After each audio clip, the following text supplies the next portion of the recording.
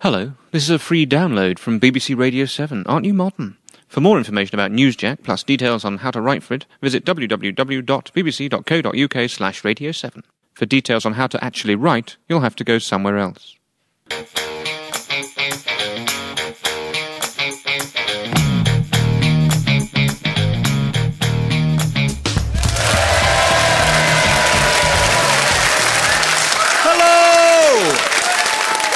Hello, and welcome to the fourth series of Newsjack. That's right, 4 series, or if you're American, still series. Thank you very much. Not season, it's our language. We invented it. Leave our language alone. Now, such a lot has gone on since the last series. I've grown this natty beard, which I hope you're all enjoying at home, and the country has suffered more cuts than an episode of Women's Hour hosted by Andy Gray.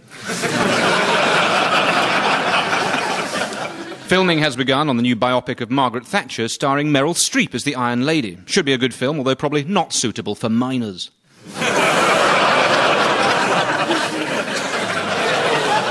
Very happy with that.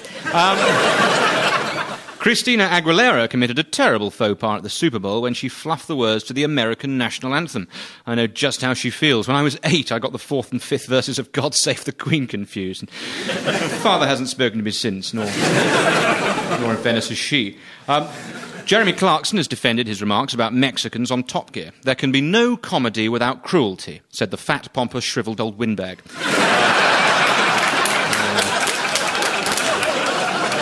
Just a joke, Jeremy. Intriguingly, a recent survey found that 4 out of 5 people hadn't actually heard of BBC Radio 7. The good news is it's soon to be rebranded as Radio 4 Extra, so now 4 out of 5 people won't have heard of that. So, let's get on with the show. This week, David Cameron gave a speech in Germany in which he explained that multiculturalism has failed. You can't really blame him for thinking that, especially when you look at the cabinet.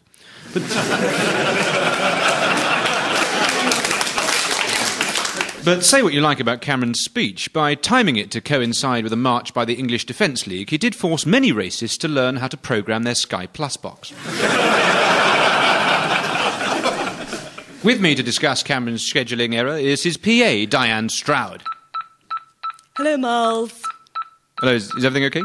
Sorry, Blackberry, just booking Dave to do a thing on Monday. Big announcement on marriage. On Valentine's Day, how apt. It's Valentine's Day. Oh, God, one sec. Yeah, Dave, you're not doing the speech on Monday? Valentine's Day. Yeah. Okay, cheers, bye. Sorry, how can I help? Well, I just wanted to ask if David Cameron's speech on multiculturalism on the day of an EDL march... Yeah, go. What? Speech against Welsh devolution. Yeah, we can fit him on March the 1st. Ciao, bye. March the 1st is St. David's Day. Is it? I'll send him a text. What else is in the diary? Well, I shouldn't really say, but David will be doing a speech to ask the Irish for all that money we lent them on March the 17th. And looking further ahead, he's speaking to the conference on the construction of tall buildings in early to mid-September. Well, I certainly can't see what could go wrong there. And we've got some pretty awful news about health and safety. We're saving that for November the 5th. How did you know? Diane, thank you. This week, Foreign Secretary William Hague went to Tunisia as part of his tour of North Africa and the Middle East to promote greater political openness. Now, it's very easy to make jokes about William Hague, especially if you remember his baseball cap, the time he claimed to have drunk 14 pints of beer, and, of course, his leadership of the Conservative Party. We here at Newsjack are above that, slightly, so we've commissioned this new advert to help him out. We've all been there. You're sitting on a warm deck chair looking out over the village green. The sound of cork on willow rings in your ears as a comely maiden brings you a plate of sandwiches and a pint of warm, foaming ale. The conversation turns to politics, and before long, you're talking about the Foreign Secretary William Hague. The atmosphere sours. Inevitably, your friends aren't talking about his diligent work at the Foreign Office or his well-reviewed biography of Pitt the Younger. Oh no. They're talking about his baseball cap and his weird, geeky speech at the Conservative Party conference at the age of 16. So please, sign up to our campaign and give Hague a break. Let's hear how it's changed these people's lives. The subject of William Hay came up in the pub. My friends started mocking him and going on about his Tamami conference speech. Come on! We've all done embarrassing things. When I was 16, I shot my best friend in the face with an air rifle. But no one goes on about that. I gave Haig a break, and the next day I found some money in my garden. Great. Plenty of great politicians have made errors in their youth. Abraham Lincoln mistakenly burnt down a barn. Theodore Roosevelt dropped his sister's tortoise down a mine shaft. And Nelson Mandela, on his 14th birthday, flew a kite leading to the death of 270 people. We've given them a break. Why not give Haig a break? That's right. And if you give me a break today, you'll receive a free signature baseball cap, a home brewing kit, and a weekend away for you and your assistant. This week, the world continued to watch Egypt with interest as there was further chaos on the streets. Sorry, excuse me. Hello? Miles, BBC legal team here. You haven't started that Egypt sketch yet, have you? Just about to. Yeah, thank God, just in time. Look, you can't do it. Why not? But in case we offend Egypt. Offend Egypt? I'll be honest, I think they've got bigger fish to fry at the moment. You can't do it, Miles. What with QI offending Japan and Top Gear offending Mexico. New BBC policy is it's better to be safe and sorry. Are you afraid we'll be racist? This isn't racist, it's just a topical routine about the political crisis in the region. Were you going to do a funny voice? No. Well, maybe. Well, either way, we can't take the risk, unless you even it out by also covering a similar political crisis in Britain. I don't think we can bring down the coalition that quickly. Not on a Radio 7 budget. Anyway, look, I'll move on. What's your next item? The Pakistani cricketers. No, same problem. What about Hilary Deavy, the new member of Dragon's Den? Sorry, that could be sexist. How old is she? 53. And ageist. We don't want another country file on our hands. What about the death of Gary Moore? Oh, can't insult the dead, sorry. Do you know how long it takes to receive a letter of complaint through an upturned glass moving around a table? Ages. What about the English Defence League? Ooh, tricky. Can you also do one about the Welsh Defence League, the Scottish Defence League? We've only got half an hour. Can we do a sketch attacking interfering BBC executives who just want to appease everyone, whatever the cost? Yes, I think that's all right. Well, in that case, thanks for providing us with a sketch. My pleasure. Goodbye. The news that two iconic American heroes, Superman and Spider-Man, are to be played by English actors has caused major upset in Hollywood, particularly with Christopher Nolan, who's a little embarrassed that his Batman, Christian Bale, is merely Welsh. However, Newsjack is pleased to announce that Nolan has remedied that dreadful problem and gone one step further by setting the next Batman film entirely in Newcastle. Here is a sneak peek at the trailer. A city in chaos, a city in fear. Only one man can save it from falling into darkness. Why, aye? Who is youse? I'm Batman, man. Batman, man. No, you dozy cat, not Batman, man, just Batman, man, kahawim, man. This summer, Christian Bale is Geordie Batman. I shall become a shadow. I shall seek out evil wherever it hides and bring justice to this town. Featuring Anton Deck as Two-Face. And introducing Cheryl Cole as Catwoman. Who you calling pet? I scratch your chopping eyes out and Catwoman, man. Geordie Batman, The Dark Knight, at a cinema near you.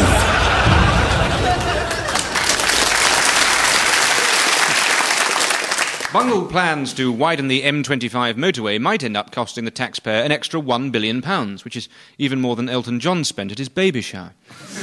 We sent Newsjack's big roads correspondent, Hermione Chuff, to meet Gary Small, head foreman for the M25 project. Hermione. Thanks, Miles. So, Mr. Small, what the heck's been going on? Well, we've been beset by problems from the beginning. When the Highways Agency told us to make the M25 bigger, we thought they meant longer. So we wasted a lot of time driving in circles looking for the end. See, it's like a massive roll of sellotape. Right, gosh, that does sound annoying. Eventually we found quite a large crack in the road near Abbots Langley and started extending it from there. But there was nowhere to go, so we had to position the new road exactly on top of the old one, with the result that the M25 is now slightly thicker between junctions than 16 and 23. That sounds like a terrible waste of time and money. Yeah, but on the plus side, it does make it a more comfortable drive in that section. The motoring equivalent of using 2-ply luxury toilet paper. Yeah, people will ask how such a mistake could happen. Yeah, well, we had received an email from the Highways Agency about the road being widened, but they hadn't put a little red flag on the email, so we didn't read it. For 8 months. And what did you do to rectify the situation? Well, we concentrated on girth and added another lane. Oh, it always pays to concentrate on girth. But then we were faced with the problem of where to add the lane, on the outside or the inside. We couldn't decide, so we opened up a consultation period for 3 years. So what next? Well, we were hoping to press ahead with an outer ring, but unfortunately work has stalled for the last 3 years. Another consequence of the credit crunch, no doubt. Oh, no, we got more money than we know what to do with. The problem is we can't get to the work site. Traffic's bleeding awful. Well, there you have it. It's come full circle. Back to you, Miles.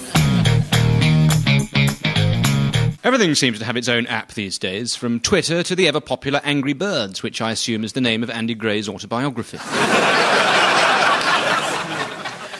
So, not wanting to be left behind, we got the Radio 7 technology department working overtime to create our very own Newsjack app. And what they came up with was the Jack app. It's basically the voicemail of an old Nokia 3310. Although I should probably just be grateful they didn't send me an old episode of the Navy Lark.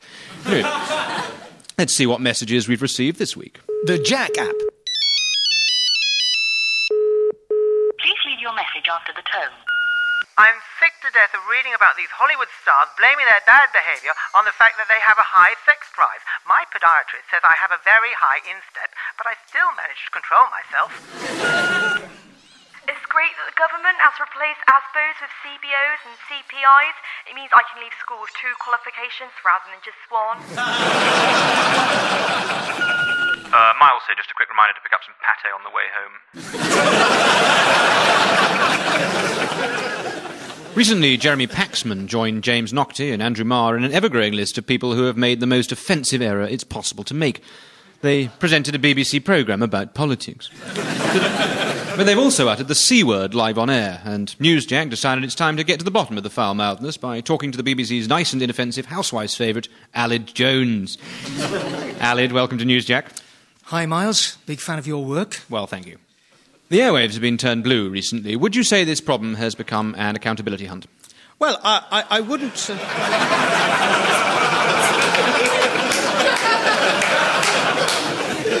To be honest, I wouldn't like to point the finger specifically. No, I mean, would you say this problem has become an accountability hunt? Okay. This problem has become an accountability hunt. Okay, good. Yeah, now can you say it quicker? Accountability hunt. Yeah, faster. Accountability hunt.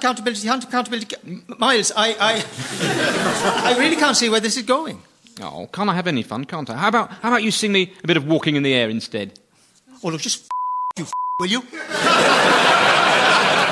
Alid Jones, thank you. While most Americans are like Charlene Spiteri's solo career, hard-working, successful and desperate to distance themselves from Texas, there are still those that let the side down. For those burger-munching doofuses, schlubs and goobers, we now join Newsjack's sister network from across the pond, Newsfox. Newsfox. For the right to bear news. You're listening to Newsfox, the channel that keeps a loaded gun under the pillow of current events. In international news, protesters occupying Egypt's Tahrir Square say they will not leave until the Egyptian president stands down. To find out what it's like there, we go over live to this clip of The Mummy Returns. I hate mummies! Newsfox. You want the news? You can't handle the news. Meanwhile, over in Englandshire, the IOD has said it wants to cut union rights for public sector workers in organisations such as the NHS. With his special report on the NHS, we go over to the Reverend Chad Donaldson. The NHS is an evil organisation run by communists. Thanks, Chad. Newsbox. Bulletins with bullets in. Staying with the United Britain of England upon Tyne, the coalition government, whatever that is, said they want to scrap antisocial behavior orders in favor of harsher penalties. We asked for your suggestions for what could replace them. And the best suggestion comes from David in Guantanamo, who says, why not try waterboarding? I was waterboarded and I haven't committed a crime since. I hadn't committed one before either, but